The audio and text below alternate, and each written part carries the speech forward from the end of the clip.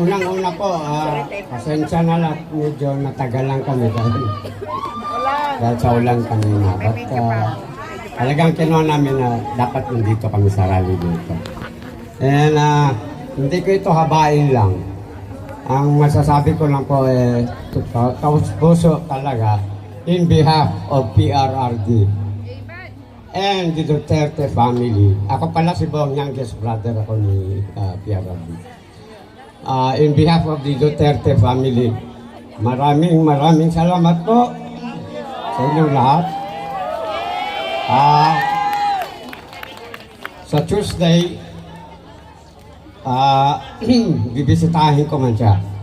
Ipapaabot ko talaga po ang inyong solidarity at saka unity.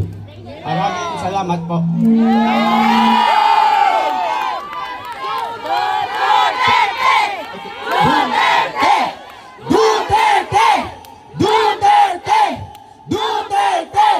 Bring him home! Bring him home! Bring him home! Bring him home! Thank you, Sir Bong. Mga kababayan, maraming salamat po sa inyong pagdalo.